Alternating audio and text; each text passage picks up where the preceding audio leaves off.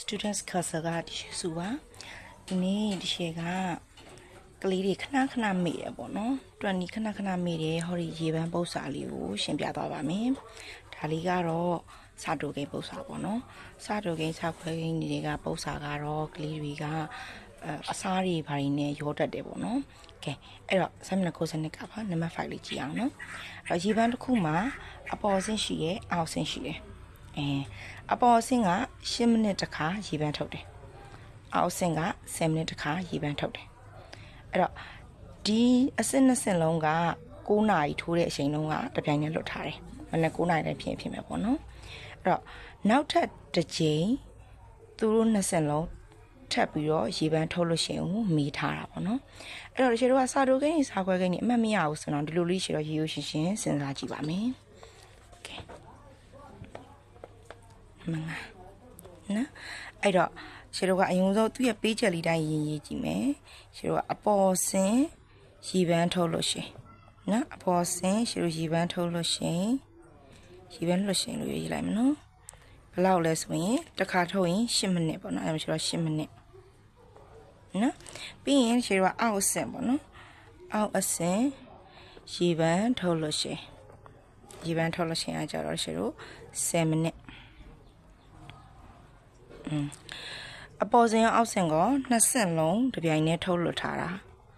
2ဆင့်လုံးနှလုံးလုံးဖြစ်သွား2ဆင့်လုံးတပြိုင်တည်းထုတ်လွှတ်ရှင်ထုတ်လွှတ်ရှင်ကရှင်း9နာရီပါအဲ့ဒါပေါ့နော်သူမေးတာကနောက်တစ်ကြိမ်တပြိုင်တည်းထုတ်လွှတ်မဲ့အရှင်ကိုမေးတာပေါ့နော်အဲ့တော့ကဲအဲ့တော့ကျွန်တော်မေးချက်ရေးလဲရေးလို့ရပါတယ်နောက်တစ်ချိန်တပြိုင်တည်းထုတ်လို့ရှိရင်ပေါ့နော်အမျိုးရေးလိုက် question mark ဖြစ်သွားတာပေါ့နောက်တစ်ချိန်တပြိုင်တည်းထုတ်လို့ရှိရင်ညီမချင်း question mark ဟုတ်ပြီနော်အဲ့ဒါဆိုလို့ရှိရင်အရင်ဆုံးစကြည့်မယ်အဲ့တော့အပေါ်ဆင့်ရေပန်းထုတ်လို့ရှိရင်လည်းရှိကိုတွက်ကြည့်မယ်ပေါ့နော်အပေါ်ဆင့်ရေပန်းထုတ်လို့ရှိရင်ညာလို့ရှိညာဆိုပြီးတော့ရှင်းမယ်အပေရှင်းနေစားလဲဆိုလို့ရှိရင်ရှလို့9နာရီကနေစားတယ်ပေါ့နော်9နာရီအဲ့တော့10မိနစ်တခါထုတ်လို့မှာနော်10မိနစ်တခါဆိုတော့9နာရီ10မိနစ်မှာတစ်ချိန်ပြီးရင်နောက်10မိနစ်ဆိုတော့9နာရီ16မိနစ်မှာတစ်ချိန်ဟဲ့နော်ပြီးရင်နောက်ထပ်9နာရီ16ပြီးနောက်10မိနစ်အကြာဆိုတော့ရှေ့တော့9နာရီ24မိနစ်မှာတစ်ချိန်အဲ့တော့သတိထားမိပါလိမ့်မယ်နော်10မိနစ်စီတိုးသွားတော့ရှေ့ရစာတိုကိန်းပေါ့အဲ့တော့ကွာလို့ရလို့ရလေရှစ်တက်လေးရှစ်နဲ့16 3 24ရှစ်လေးတွေ32ရှစ်5လေး40နော်အဲ့တော့ဒီရေးထားလိုက်မယ်ဟောဒါ9နာရီနဲ့40မိနစ်9နာရီနဲ့32မိနစ်ပေါ့နော်စသဖြင့်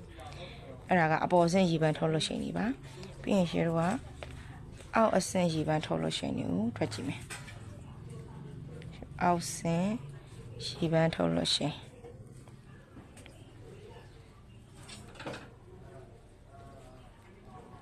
ထုတ်လို့ရှိရင်မနော်အောက်ဆင့်ရေပန်းထုတ်လို့ရှိရင်ကကြတော့10မိနစ်တခါထုတ်လို့တယ်ဘယ်နှရစားလဲဆိုတော့9နာရီရစားတယ်ပြီးရင်10မိနစ်တခါဆိုတော့9နာရီ10မိနစ်မှာတခါ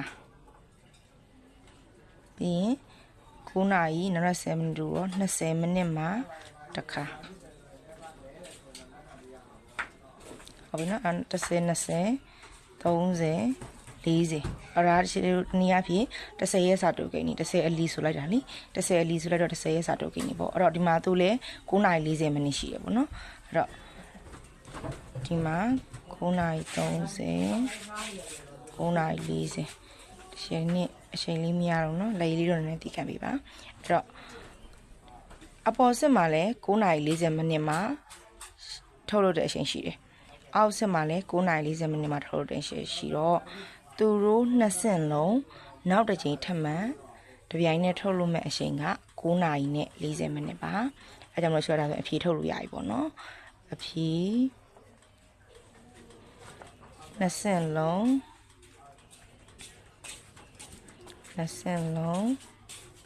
နောက်တစ်ချိန်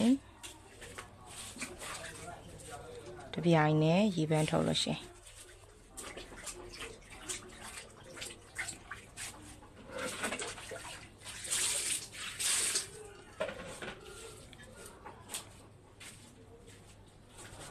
အဖြေက9နာရီနဲ့40မိနစ်9နာရီ40မိနစ်ဒါဆိုတော့ရှိလို့စတိုကိန်းစာပွဲကိန်းนี่မေ့နေအောင်မှာပေါ့နော်20မေ့နေအောင်မှာဒါမျိုးလေးစဉ်းစားလိုက်ရင်ရတယ်နော်အပေါ်စင်းက10မိနစ်တခါထုတ်လို့တယ်အောက်စင်းက10မိနစ်တခါထုတ်လို့တယ်အဲ့တော့အပေါ်စင်းရေပန်းထုတ်လို့ရှိရင်ရင်ရေးလိုက်တယ်9နာရီမှာစားထားရတယ်ဆိုတော့9နာရီ9နာရီ10မိနစ်9နာရီ16 9နာရီ24 9နာရီ30 9နာရီ40ဒီတော့ဒီမှာလည်းအဲ့လိုပဲအောက်စင်းကကျတော့10မိနစ်တခါထုတ်လို့တယ်စားလို့တဲ့အချိန်က9နာရီ9နာရီ10မိနစ်20 30 40သူတို့နှစ်ခုလုံးက9နာရီမိနစ်40မှာအတူတူထပ်ပြီးတော့ထုတ်လုပ်မယ်အဲဒါကြောင့်အဖြေတန်းထုတ်လိုက်လို့ရပါတယ်ဒါမှမဟုတ်ကလေးတို့ကအကြောင်းအတော့ပြီးတဲ့အတိုင်းပဲရှေ့ရစာတိုကိန်းနီရှာ30ရစာတိုကိန်းနီရှာပြီးရင်သူတို့နှစ်ခုရဲ့အငယ်ဆုံးမိုးစာတိုကိန်းရှာလိုက်ရင်လည်းရပါတယ်ဒါပေမဲ့အငယ်ဆုံးမိုးစာတိုကိန်း40ထွက်လာရင်တော့တန်းပြီးတော့အဖြေမရသေးဘူးပေါ့နော်ရှေ့တို့အပေါ်က6လေးနေတော့ပေါင်းပေးရပါမယ်အဲဒါမှ9နာရီ40မိနစ်ဆိုပြီးရမှာပေါ့နော်ဒါဆိုရင်ဒီတွန်နီလေးကတော့အဖြေကို dry ရိုက်ထုတ်နိုင်တဲ့တွန်နီလေးပဲဖြစ်ပါတယ်နောက်ဗီဒီယိုကြီးကျွန်မပြန်တွေ့ကြမယ်နော်